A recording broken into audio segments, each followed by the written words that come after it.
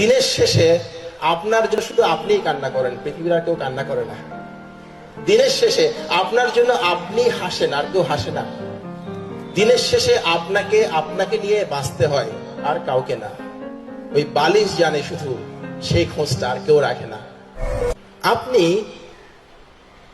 আপনার শক্তির জায়গাগুলোকে চিনতে শিখেন। আপনার কোন কোন স্ট্রং পয়েন্টগুলো আছে এগুলো চিনতে শিখেন। এগুলো চিনতে শিখলে হবে কি, সেগুলোকে ইউজ করতে পারবেন। আপনার প্রথম সম্মানটা আপনার নিজেকে করেন। একটা মুভির কথা বলি, আপনাদের সঙ্গে শেয়ার করি। আমি মাঝে মধ্যে আমার দু একটা লেখাতে লিখছি মুভিটার কথা। একটা মুভি আছে শব্দ, কেউ দেখেছেন এখানে শব্দ মুভিটা? ওকে, এটা শোনেন ভালো করে, কাজে লাগবে, আমাকে এখনো মোটিভেট করে ওই কথাটা। ওখানে একটা ক্যারেক্টার আছে, নাম হচ্ছে তারক। তো তারকের কাজ হচ্ছে, সে হচ্ছে সাউন্ড ইঞ্জিনিয়ার, বা বিভিন্ন সিনেমাতে বিভিন্ন শব্দ হয় না, সে ওই শব্দগুলোকে বানায়। সে একজন গরিব লোক, সে সাউন্ড বানায়। তো তারক ওয়াজ এ জিনিয়াস। জিনিয়াস, ব্রিলিয়ান্ট, এগুলোর মধ্যে কিন্তু পার্থক্য আছে, আপনারা বোঝেন, জানেন। ব্রিলিয়ান্ট চাইলে যে কেউ হতে পারে, জিনিয়াস হওয়া সম্ভব না। জিনিয়াস ভেতর থেকে আসতে হয়, গড গিফটেড কিছু থাকতে হয়, আমি বিশ্বাস করি। তারক ওয়াজ এ জিনিয়াস। সে শব্দ তৈরি করতো, শব্দ নিয়েই থাকতো। তো কোন একটা মুভিতে সে একটা শব্দ বানাইছে, ওই মুভিতে দৃশ্যটা ছিল এরকম, ওই ক্যারেক্টারটা চা খেয়ে চায়ের কাপটা টেবিলের উপর রাখলো, এরকম টেবিলের উপর রাখলো চায়ের কাপটা। তো কাপ রাখার একটা শব্দ হয় না, ওই শব্দটা সে তৈরি করছে। মুভি প্রায় শুটিং শেষ, এডিটিংও প্রায় শেষ পর্যায়ে। ওই সময়ে তারক একদিন বাসায় বসে চা খাচ্ছিল। সে চা খেয়ে যখন কাপটা টেবিলের উপর রাখলো, তখন সে খেয়াল করলো ওর কাপের মধ্যে যে অর্ধেক চা, ওই অর্ধেক চা যুক্ত কোন একটা কাপ যখন আমি টেবিলে রাখি, তখন যে শব্দটা হয়, ও ওই সময় যে শব্দটা দিছিল একই রকম না। আমি আবারও বুঝাই বলি। ওই দৃশ্যে ধরেন নায়ক যে চা খাচ্ছিল, ওই চাটা অর্ধেক কাপ ছিল, ওই অর্ধেক কাপটা সে রাখছে, তখন একটা তারক শব্দ তৈরি করে দিছে অলরেডি। পরে তারক আবিষ্কার করলো, তখন যে শব্দটা সে তৈরি করছিল ওটা ছিল খালি কাপ দিয়ে তৈরি করা। খালি কাপের শব্দ, অর্ধেক ভর্তি কাপের শব্দ একই রকমের না। সে তখন তৈরি করছিল খালি কাপ দিয়ে, কিন্তু দৃশ্যটা ছিল অর্ধেক চা আছে এরকম একটা কাপের শব্দ, ওই দৃশ্যটা ছিল এরকম। তখন সে মাথা নষ্ট হয়ে গেছে, হায় হায়, আমি এত বড় ভুল করলাম, আমার শব্দটা তো ঠিক হয় নাই। সে দৌড়ে চলে গেছে ডিরেক্টরের কাছে, বলে কি, ভাই আমি একটা ভুল করে ফেলছি, ওইটাকে ঠিক করতে হবে। বলে কি ভুল করছো? বলে ওই দৃশ্যটা ছিল নায়কের চা খাওয়া শেষ হয় নাই, কিন্তু আমি ওই দৃশ্যে চায়ের কাপের শব্দ বানাইছি, ওই শব্দটা আমি বানাইছি খালি কাপ দিয়ে। খালি কাপের শব্দ এবং অর্ধেক ভর্তি কাপের শব্দ একই রকম না। দূর মিয়া, পাগল ছাগল, তুমি কি বলো এগুলো, বাদ দাও তো ভাই, এত গভীর ভাবে কেউ চিন্তা করে না। বলে না, আমার তো ভাই ভুল হয়েছে, আপনি এটা একটু আমাকে সুযোগ দেন, আমি কোনো পারিশ্রমিক লাগবে না, আমি এটা তৈরি করে দিব, আপনি ওটা একটু ওখানে অ্যাড করেন। বলে না, এখন আর সম্ভব না, এডিটিং টেডিটিং অনেক দূর চলে গেছে, এখন আর সম্ভব না।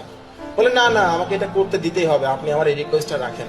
বলে ভাই, খালি কাপের শব্দ এবং অর্ধেক ভর্তি কাপের শব্দ এত গভীরভাবে কেউ তো চিন্তা করে না, এত সূক্ষ্মভাবে কেউ চিন্তা করে না, কোনো ব্যাপার না, কেউ বুঝবে না।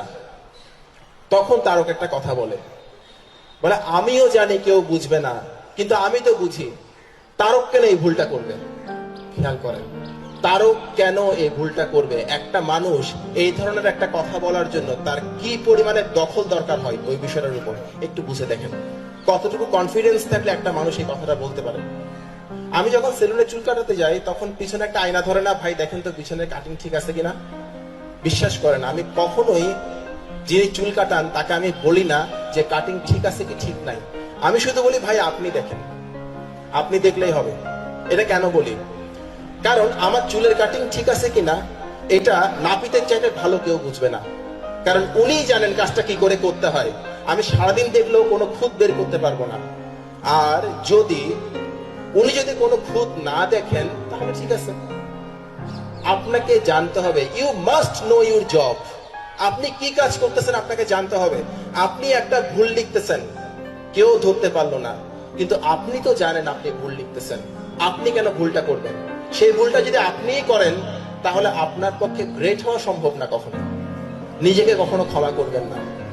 আপনি আজকে একটু ফাঁকি মেরে ঘুমাই পড়েন, পড়াশোনা করলেন না, কিন্তু আপনি তো জানেন আপনি ফাঁকি মারতেছেন। নিজেকে কখনো ফাঁকি দিয়েন না, নিজেকে আটকে ফেলেন, নিজেকে কখনোই ক্ষমা করবেন না। প্রতিদিনই আগের দিনের চাইতে অন্তত 5 মিনিট বেশি পড়াশোনা করেন। কি বললাম? প্রতিদিনই আগের দিনের চাইতে কমপক্ষে 5 মিনিট বেশি পড়াশোনা করেন। Do it everyday, do it everyday. এটাকে বলা হয় অ্যাক্সিলারেশন, ফিজিক্সে বলে ত্বরণ, তাই না? প্রতিদিনে আপনার স্পিড বাড়ছে, কিন্তু বাড়ছে না? এক লাফে গাছে চড়বেন না।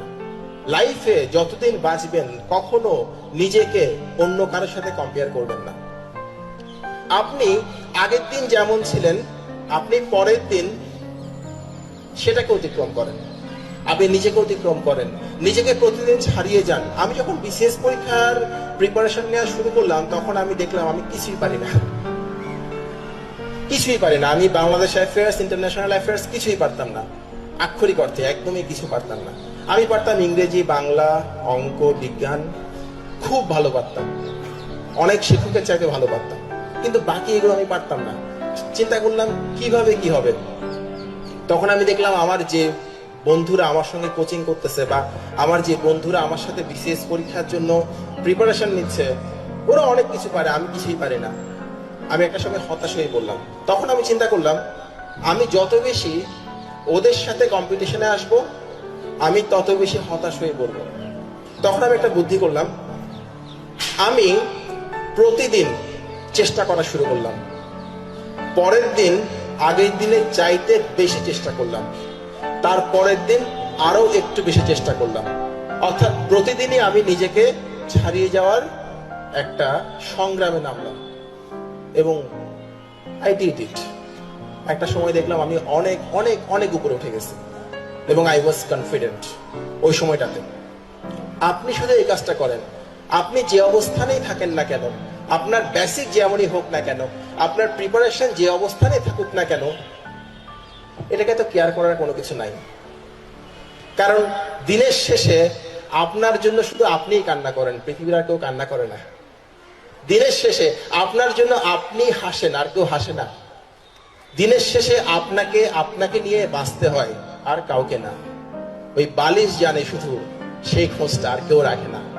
সো আপনার নিজেকে ভালোবাসেন, আপনি নিজেকে উন্নত করেন। অন্য কেউ কি করলো না করলো এটা আপনার দেখার বিষয় না। আপনি আগের দিনের চাইতে একজন বেটার পার্সন হন, আপনি একটা সময় অনেক ভালো করতে পারবেন। আমি অন্তত এটা বলতে পারি, আমি নিজে দেখছি জিনিসটা।